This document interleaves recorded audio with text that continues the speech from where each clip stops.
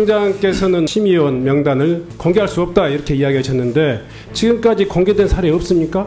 명단을 공개한 사례는 없습니다. 분명합니까? 네. 그리고 확인해 보세요. 그 규칙을 저희가 이제 제공해 드리겠지만 규칙에도 보면 규칙 몇 조 몇 항인지 한번 말씀해 보세요.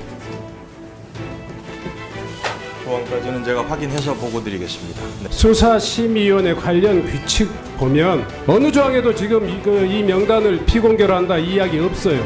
2021년도에 수사심의위원회가 문재인 정부 때 이 제도가 만들어지면서 그때 국가수사본부의 수사심의위원회 명단 공개된 적 있어요 없어요? 공개됐잖아요. 이제 보고 드린 대로 이제 확인을 해서 다시 보고 드리도록 하겠습니다. 인터넷에서 확인해 본 내용이에요. 수사심의위원회 출범 당시에 위원장은 서보학이었어요. 맞아요, 틀려요? 외부위원 이야기할까요? 원칙을 그렇게 편의적으로 운영하지 마세요. 수사심의위원회 운영 규정에 보면 어디에도 이 명단을 비공개로 해야 된다. 이런 규정이 없어요. 다시 한번 그 내용 살펴보시고 명단을 제출해 주기 바랍니다.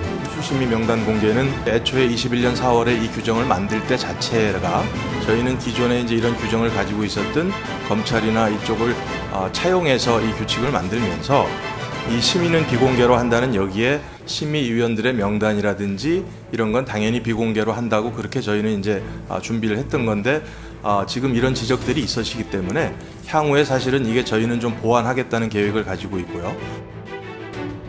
지금 방금 전에 지금 이 언론에 보도된 내용으로 보면 네. 경찰청은 지금까지 수사심의위원회 명단 관련해서 이 법원 판결을 받은 적이 있죠. 예, 있습니다. 네. 그 판결에 대해서는 이 규칙보다 더 훨씬 더 우선하다고 생각하는데 어떻게 생각하세요? 법원 결정 판결이요. 판결 내용 내가 읽어드릴게요. 명단이 공개돼도 업무의 공정한 수행에 대한 현저한 지장이 초래한다고 인정할 아무런 증거가 없다. 이렇게 이 법원이 판결했습니다. 근데 이런 법원의 판결들을 아마 경찰청장 인지하고 계신 것 같은데 이 문제에 대해서는 숨기고 지금까지 이야기를 하지 않았어요. 사실 저는 이제 지금 막 언론 보도를 보고 저도 인지를 한 거고요. 그러니까 말씀하신 대로 인지를 이제 하셨다고요? 예. 경찰청장이 그 정도예요? 제가 모든 걸 다 알 수는 지금 없습니다. 이 예. 수사심의위원회 명단 공개에 대해서 수차례 위원들의 요구를 받으면서도 몰랐다 이렇게 이야기하면 됩니까? 그러니까 지금 언론 보도한 눈가리가 것을 오는 제가 아닙니까? 보고를 수사기획처장관 여러분 이 문제 총괄하시죠? 네, 그렇습니다. 그 보고 안 했습니까? 소위 말해 위원들의 죄송합니다. 그 이제 우리 이제 저도 이제 기타 보고 알았는데 우리 이제 왜 그걸 이제 우리 경찰청에도 놓쳤는지 보니까 주로 이제 우리 그 직원들이 엘박스라는 그 시스템 놓친 부분이 있습니다. 그 죄송하게 생각하고요. 다만 이 부분에 있어 가지고는 이제 정보 공개 거부 죄송합니다. 제가 목이 좀 자 그만 네.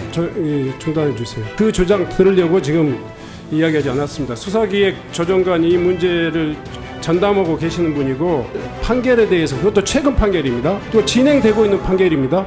1심과 2심 판결을 받았단 말이에요. 그런데도 경찰청장 몰랐다 이런 이야기가 가능합니까? 또 투명하고 공개적으로 해야지 오히려 국민들을 설득할 수 있지 않겠습니까?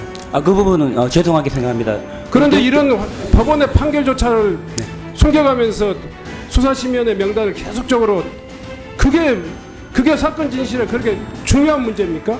참 이 회의를 진행하는 의미가 있을까 싶을 정도로 정말 진실을 간절하게 기다리고 있는 최혜병의 가족, 국민 이 모두의 입장에서 보면 국민들은 판단할 거예요. 그런 법원 판결조차도 숨겨가면서까지 그런 수사심의위원회 명단을 기어코 감춰야 될 이유가 뭔지를 저희들은 이해할 수 없습니다.